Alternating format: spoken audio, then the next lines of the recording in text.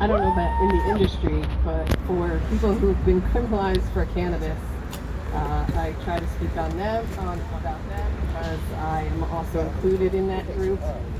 I would like to say thanks to everybody for coming out for this important legislation, because the war on marijuana is a war on people, and it has cost lives. One of those lives was not too long ago, Jawara Tosh, son of reggae legend Rastafarian Peter Tosh. While serving a sentence for felony cannabis charges in Bergen County Jail, Jawara was attacked by a violent inmate for robbery, who was in for robbery, and he was put in a coma, which he was in for 3 years, and he died in July, this past July.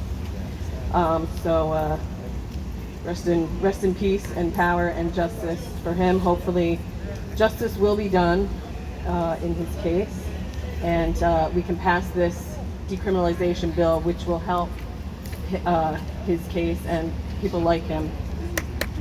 I think it's very sad that his remains are going to go back to Jamaica, where his father's land, and you know, it's like this is what we've done to him for cannabis. You know, it's really a terrible shame. Not only have these laws caused death, but they tear apart families, they steal future income and wealth, deny people their rights, and all for a substance that's used as medicine and is safer than alcohol. S253 is very important as it offers criminal justice measures regarding cannabis that have not been seen in this state or many other states. Leo was saying how decrim doesn't necessarily work, but I have not seen a decriminalization bill that includes distribution and manufacturing more than just possession. And they haven't done that yet here, and I'm really thankful to Senator Ruiz and Senator Cunningham and Senator Rice for this conscientious effort. It's very, very meaningful. It has provisions to help cannabis felony disenfranchisement in the state, which is something previous legalization plan did not include. It would protect child custody rights and access to financial assistance, housing assistance, and social services. Will protect against employment and mortgage loan discrimination, and helps protect those with previous felonies, those on probation or parole, and can even help release prisoners for cannabis. And forced rehab, which I am totally against drug court for cannabis. At that point, you know, how do you make somebody recover from something that can help? Right. It also has provisions which would no longer allow a police search for the smell of cannabis. These provisions are very important to pass now. Social justice reforms, considering that cannabis arrests are enforced with racial bias and could lead to violent interactions with police. We must let legislators know this is the level of decriminalization that we want to start with, especially Senator Scutari, who seems to be delaying the bill by not having a hearing. That's right. This is why we are asking people to ask their senators to co-sponsor, to help push it along, like Jeff King did with Senator Gopal. Thanks, Jeff King. Yeah. For me personally, these unjust laws make me cry every day. I think about young adults whose lives are ruined before they even start. The parents that are taken away from their children, and the children who are taken away from their parents. For the children who have endured levels of suffering and difficulty like poverty, emotional and mental and general health issues, possible foster care, separation of family due to criminalization and incarceration of a parent. In my family's case, although I was able to get my children back very quickly, the state had to keep them because they didn't know if we were going to go to jail or not. So they had to wait till our case was completed and they knew we weren't going to go to prison. And although the drug court is supposedly a compassionate alternative to prison, it's wrong to use for cannabis, which is more like an exit drug for someone and can use for treatment. Fighting a cannabis felony can cost a lot of money that could be used for more important things like supporting a family or a sick loved one. Speaking of which, patients are still getting arrested in New Jersey, even though it's legal for medical use. S2535 would likely put an end to that, and those who use for spiritual and religious use, which is really their right. Yeah. So although some see this decrim as a threat to legalization, I believe this is the least they should offer in a legalization plan. And since we don't know if it's sure to pass or if this will be included, we have to push this now. Not only pushing this decrim, but I've also been pushing for registered patients to be allowed to grow their own medicine. Thanks to those who reached out to their legislators, especially Vince Anthony from Monmouth County Cares, and again, Jeff King for reaching out to Senator Gopal, who is asking for a hearing in the Senate Health Committee with Senator Vitale as the chair. So please reach out to him and your own legislators and tell them that this is long overdue and this conversation needs to be had. I'm thankful we're where we're at. Senator Vitale, he knows that the cost of cannabis in New Jersey is way too expensive for sick people. So he does have some sympathy there. Senator Scutari has said in a couple interviews that he does not want to pursue anything cannabis related until the ballot measure comes to pass, hopefully. Justice delayed is justice denied. And, it could be lives cost in that time. So he needs to know that. We need to be having these conversations, and please tell a friend to join us and get this going. Thank you so much. Woo! And Zito. Thank you so much. Like I said, she knows everything about all the decriminalization bills, the social justice bills. If you have any questions, ask her. I'm sure she'd love to tell you everything that she knows. Our next speaker has been an activist for cannabis since before I was born. He is a huge part of the coalition for the medical marijuana. Ken Walski, if you please come up here. Yeah. Thank you for fighting for all these years. Thank you, Jesse. My name is Ken Walski. I'm a registered nurse. I've been an RN for 44 years here in the state of New Jersey. He's got the coffee rhetoric. Everything he says. In 2003, Jim Miller and I founded the Coalition for Medical Marijuana in New Jersey. The mission of our organization is to educate the public about the benefits of medical marijuana. We believe medical marijuana is a safe and effective therapeutic agent for a wide variety of diseases and symptoms and conditions, and that nobody should ever go to jail for following the advice of a doctor, and medical marijuana should be available to anybody who can benefit from it. Right. The Coalition for Medical Marijuana in New Jersey formed in 2003. We were instrumental in getting the bill, the Compassionate Use Medical Marijuana Act, introduced into the legislature in 2005 and passed into law in 2010. It was a long struggle, and afterwards we fought the Christie administration for 8 years to the delays and the obstructions that he put into the implementation of the medical marijuana law.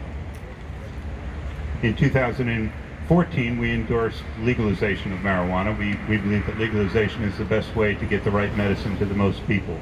It changes marijuana from a drug that requires a specific diagnosis and multiple doctor visits to a drug that any adult can go into the drugstore or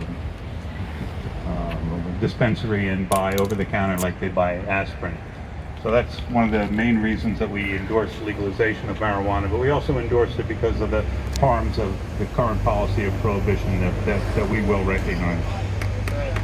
We're working to legalize marijuana. Of course, it's not going to be the ballot question. We're working with Headcount's Cannabis Voter Project.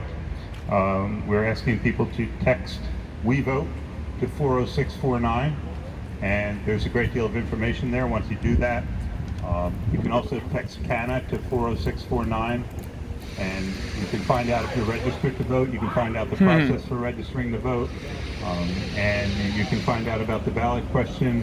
And there's a great deal of information there. We encourage you to text that, not only to text it, but to tell your friends about it, because this is something that we need to spread to the people, to word of mouth. The 18 to 25-year-old demographic is the demographic that most strongly supports marijuana reform, but it's also the demographic that's least likely to register and vote.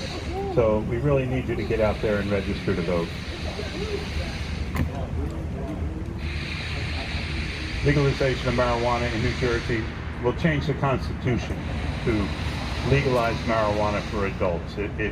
It's also going to change the Jake Honig law. It's going to allow that it will no longer be a crime for adults to grow marijuana, to possess marijuana, to buy marijuana, to sell marijuana. And the details of how this is going to be will be worked out by the Cannabis Regulatory Commission after the ballot question passes. So if you have concerns about minorities getting involved in medical marijuana industry, if you have concerns about veterans and inner city residents and women getting involved, time to address those concerns will be with the Cannabis Regulatory Commission after the ballot question passes. But we've also endorsed decriminalization. When medical marijuana passed in New Jersey in 2010, in January of 2010, it was signed into law by Governor Corzine. It took almost 3 full years before any actual medical marijuana was given to available to the patients. So, New Jersey, they treat marijuana like it's a toxic substance, and hopefully with this with the law passing, it will do away with a lot of the stigma attached to medical marijuana, to marijuana at all. And decriminalization will stop 35,000 arrests, the vast majority of 35,000 arrests in New Jersey. And I want to tell you something. I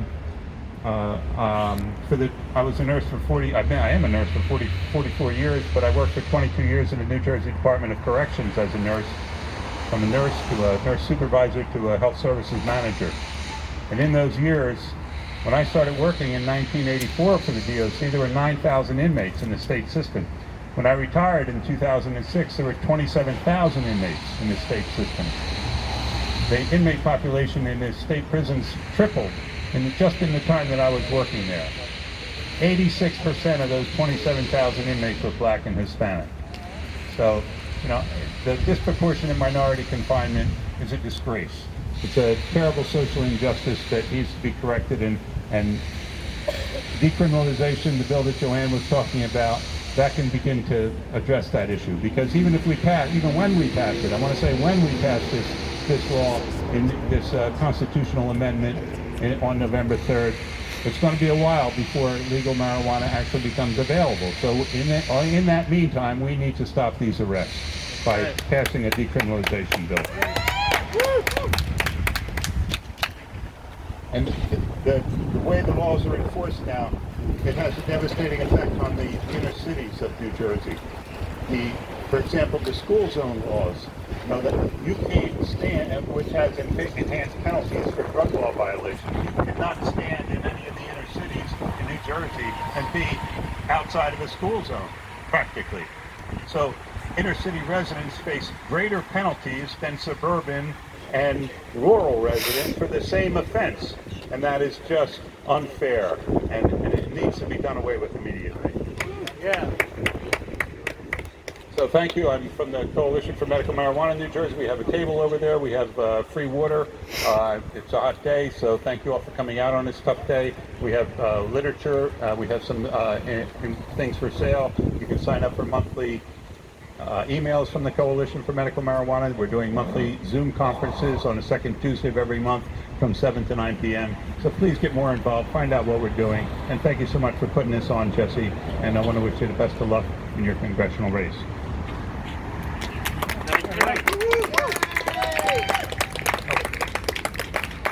I forgot to reward Tracy McHugh for her efforts getting out the vote among college students. We're working with the college students. We're trying to get information to get them registered to vote.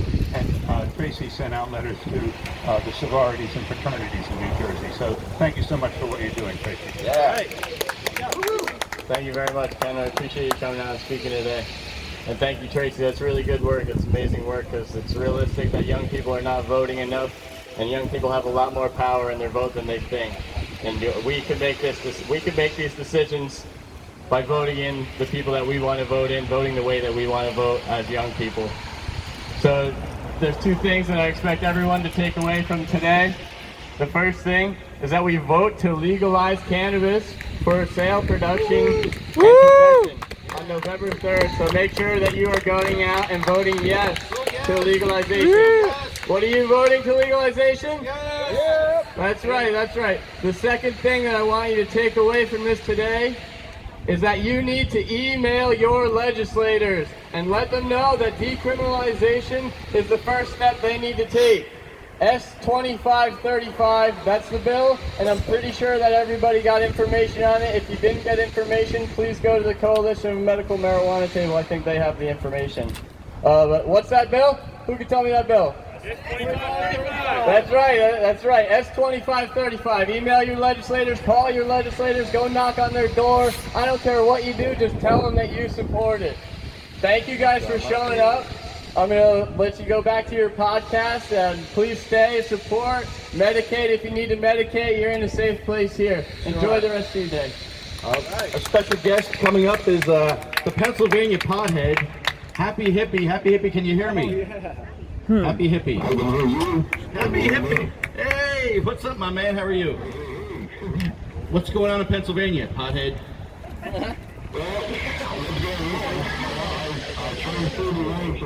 Happy birthday!